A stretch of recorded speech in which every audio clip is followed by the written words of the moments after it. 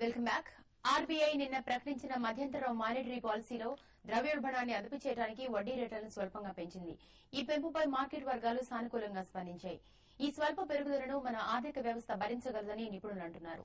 ప్రపంచవ్యాప్తంగా పలు దేశాల వృద్ది మందగించడంతో మన స్టాక్ మార్కెట్లలోకి విదేశీ సంస్థాగత మదుపరులు భారీగా పెట్టుబడి పెడుతున్నారు. రుతుపవనాలు కూడా ఆశాజనకంగా ఉండటంతో రానున్న రోజుల్లో ద్రవ్యోల్బణం తగ్గే అవకాశం ఉందని నిపుణులు అంటున్నారు. ఇండియన్ ఎకానమీ రాబస్ట్ గా గ్రో అవుతోంది. అంటే 13.8% లాస్ట్ మంత్ లో ఐఐపి ప్రొడక్షన్ వచ్చింది, గ్రో అయింది. సో ఇండస్ట్రియల్ ప్రొడక్షన్ బాగా గ్రో అవుతోంది. కాకపోతే ఇన్ఫ్లేషన్ కొంచెం ఇంకా మనకి గడ్డుగా ఉంది. ఇన్ఫ్లేషన్ కూడా ఎక్కువగా ఉంది. కాకపోతే ఆహార పదార్థాల్లో కూడా కొంచెం తగ్గిందంటున్నారు. కానీ మొత్తం మీద మ్యానుఫ్యాక్చర్డ్ గూడ్స్ ఇన్ఫ్లేషన్ ఎక్కువగా ఉంది. ఇంకో మూడోది ముఖ్యమైనది ఇంపోర్ట్స్ ఎక్కువ అవుతుంది.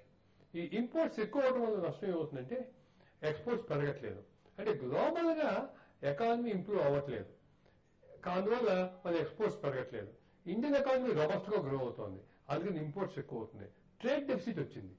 ఈ ట్రేడ్ డెఫిసిట్ వచ్చినా కూడా మన ఎకానమీ మీద ఎందుకంటే మనకి దెబ్బ కనిపించట్లేదు. ఇది మనకి ఫారిన్ ఇన్వెస్ట్మెంట్ బాగా వస్తున్నాయి.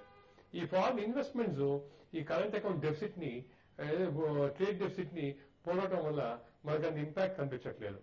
సో ఇది ఒక విధంగా రిస్కీ అనమాట. ఎప్పుడన్నా ఈ ఫారిన్ ఇన్వెస్ట్మెంట్స్ వెళ్ళిపోవచ్చు.